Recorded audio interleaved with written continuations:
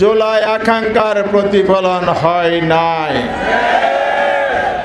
আগে যেভাবে দলীয় ইস্তেহার এবং এজেন্ডা বাস্তবায়ন আর দলীয় কর্মী লালন পালনের যে কর্মসূচি, বাজেট যে একটি অর্থনৈতিক পরিকল্পনা বাৎসরিক, তার চিত্র যেন অঙ্কন করা হয়েছে। সংগ্রামী ভাইরা আমার, বাজেটটিকে বলা হচ্ছে বাংলাদেশের ইতিহাসের সর্ববৃহৎ বাজেট। একথা সত্য। মাননীয় অর্থমন্ত্রী 9,38,000 কোটি টাকার এযাবৎকালের সর্ববৃহৎ বাজেট দিয়েছেন। তবে সেই বাজেটের যে দর্শন এবং যে নীতিমালা আমরা দেখেছি, বাজেট বক্তৃতার মাধ্যমে যেটা স্পষ্ট হয়েছে, এই বাজেটটি হচ্ছে একটি বিশাল ঋণ নির্ভর বাজেট। এটা একটি বড় ধরনের ঘাটতি বাজেট এবং বাজেটের যে আয়ের উৎস, সে আয়ের উৎসের যে বৃদ্ধি এবং আমাদের সম্পদ এবং সম্পদ ব্যবস্থাপনার যে দক্ষতা, অবকাঠামোর দিক থেকে, প্রাতিষ্ঠানিক কাঠামোর দিক থেকে অত্যন্ত দুর্বল ভিত্তির উপর দাঁড়িয়ে এত বড় বাজেট বাস্তবায়ন কখনো সম্ভব নয়। কারণ অতীতে দেখা গেছে বাংলাদেশে সাম্প্রতিককালের যদি বাজেটের যে প্রধান আয়ের উৎস হলো এনবিআর এর মাধ্যমে রাজস্ব আয় করা। এই রাজস্ব আয়ের লক্ষ্যমাত্রা যেটা ধরা হয়েছে গত বছরের আদায়কৃত কর আয়ের দ্বিগুণের চাইতে বেশি। এমনকি আলাদিনের চেরাগ আপনারা পেয়েছেন, একটু জাতির কাছে পরিষ্কার করেন, এক লাফে আপনারা দ্বিগুণ কর আদায় করবেন। তবে হ্যাঁ, একটি আলাদিনের চেরাগ আপনারা খুঁজে পেয়েছেন, যেটা গত 1.5 বছরে আপনারা প্রমাণ করেছেন। সেটা হচ্ছে বাজেট হবে বড় এবং আয়ের উৎস যখন ব্যয়ের সাথে সামঞ্জস্যশীল হবে না, তখন এনবিআর উপর চাপানো হবে, আর যা বরাদ্দ যাবে দলীয় কর্মীদের লুটপাটের উৎস হবে সেটি। এটাই আপনারা প্রমাণ করেছেন। আর বাজেট বিশ্লেষণে যেটা দেখা যায়, এটা গরিব বান্ধব নয়, জনবান্ধব তো প্রশ্নেই ওঠে না। আমাদের ধনী লোকেরা এদেশে মন্ত্রী হয়েছেন, এরা জানেন নাকি? আমি বলি নাই। গতকাল যখন পার্লামেন্টে আলোচনা হয়, একজন মন্ত্রী খুব গর্বদম্ভর সাথে বললেন, আমি কোনো গরিব মানুষ নয়, আরেকজনের গাড়িতে চড়ব, আমার 4টি গাড়ি, 4 জন ড্রাইভার আছে। আপনার এই আয়ের উৎস কোথায়? জাতির কাছে প্রকাশ করতে হবে। এরপরে বাজেট যারা দিয়েছেন, প্রণয়ন করেছেন, তারা যেহেতু ধনিক শ্রেণী, এই জন্য গরিব রক্ষা নয়, এটা হলো ধনী শ্রেণীর স্বার্থ রক্ষার বাজেট হয়েছে।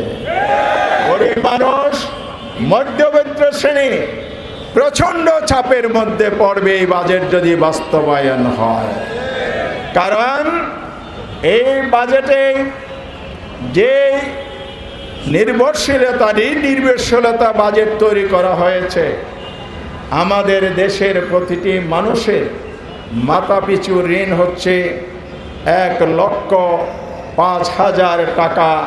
আজকে যে নবজাতক, তার গাড়ি ঋণ চাপানো হয়।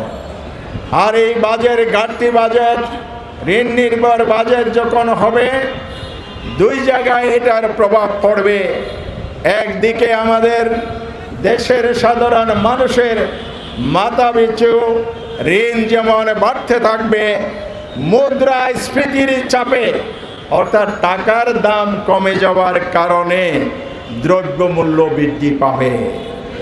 সেই সাথে জ্বালানি খাতে যে লুটপাট হয়েছে এবং তেলের দাম যে বৃদ্ধি হয়েছে, এর মধ্য দিয়ে আপনার একটি পরিবারে একটি সিলিন্ডার যদি গ্যাসের ব্যয় হয় 600 টাকা তাকে বাড়তি দিতে হবে।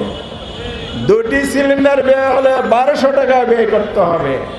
ঘর থেকে বের হলে গাড়ি ভাড়া তাকে বাড়তি গুনতে হবে। আমাদের কি ইনকাম বেড়েছে? বাড়ে নাই। আপনি জনগণের ক্রয় ক্ষমতা বাড়ানোর কোনো ব্যবস্থা করেন নাই। শিল্পায়ন, উদ্যোক্তা বৃদ্ধির জন্য সরকারের পৃষ্ঠপোষকতা এবং কর্মসংস্থানের ব্যবস্থা হয়নি। তবে বলা হয়েছে 1 কোটি মানুষকে কর্মসংস্থান করবেন। আমরা জানতে চাই আপনার দলীয় কর্মীরা যা করেন, 1 কোটি কর্মসংস্থান বা লোকদেরকে চাকরি দিতে গিয়ে কত শত কোটি টাকা চাঁদাবাজি হবে, এটা একটু মেহরবানি করে প্রকাশ করে দিয়েন। তাহলে জনগণ আগে থেকেই সতর্ক হবে, চাঁদাবাজকে রুখে দিতে সক্ষম হবে ইনশাআল্লাহ। সংগ্রামী বন্ধুগণ, বক্তৃতা বাড়াতে চায় না। এই বাজেট বড় দুর্বলতার আরেকটা দিক, টোটাল বাজেটের 70% হচ্ছে পরিচালন ব্যয়। অর্থাৎ আমাদের দেশের যদি আপনি 100 টাকার একটি পণ্য কিনতে গিয়ে 70 টাকা গাড়ি ভাড়া দেন, 30 টাকা মালের মূল্য, গাড়ি ভাড়া কত? 70। এটাকে বলে পরিচালন ব্যয়, কস্টিং। পণ্যতে একটা দাম নির্ধারণ 30 টাকা, আর 70 টাকা আপনি যোগ করবেন। সেটা কিভাবে জানেন? প্রশাসনের যারা দায়িত্ব পালন করেন, বেতন ভাতা, তার সাথে আছে সুদ নির্ভরতা, সব পরিশোধ করা। তারপরে স্প্রিট মানি নাকি বলে, সেটার কথা নাই বললাম। এই সব যোগ করলে আমাদের দেশের মানুষের উপর অতীতে থেকে চলমান প্রশাসনিক ব্যয়ের যে বিশাল আকার, এটা কমানোর কোনো ব্যবস্থাই বাজেটে হয় নাই। ফলে কি হবে? আমরা যাই ক্রয় করব, পরিচালন ব্যয়ের উপর সেটা যুক্ত হয়ে 3 গুণ 4 গুণ বৃদ্ধি হারে বাজারের পণ্য আপনাকে কিনতে হবে। এই দুর্ভোগ থেকে আমাদেরকে মুক্ত করতে হলে সততা, ন্যায়পরায়ণতা, দুর্নীতি মুক্ত একটি সমাজ ব্যবস্থা গড়ে তুলতে হবে। আমরা জামায়াত ইসলামীর পক্ষ থেকে আরো 1 লক্ষ কোটি কম ব্যয়ে এর চাইতে বেশি সুন্দর গণমুখী বাজেটের প্রস্তাব দিয়েছি। সরকার এটা বিবেচনায় নেয়নি, কারণ 1 লক্ষ কোটি টাকা বলে কৌশলে তো যদি পকেটে ঢোকানো যায়, তাহলে জামাত ইসলামের সততার আর আমাদের প্রয়োজন বাকি। আপনারা এ ব্যাপারে সজাগ হবেন। আর জনগণকে করের স্বস্তি থেকে দায় মুক্ত করার জন্য, বিশেষ করে মধ্যবিত্ত শ্রেণীর জন্য আমরা বলেছি কর সীমা, করের যে আয়, ট্যাক্স মুক্ত যে সময়সীমা বর্তমানে 3.5 লক্ষ টাকা বলা হয়েছে। জামাত ইসলামীর ছায়া বাজেটে বলা হয়েছে এটা বৃদ্ধি করে 4.5 লক্ষ টাকা করা হোক, এবং পর্যায়ক্রমে আগামী বছর 5 লক্ষ করা হবে।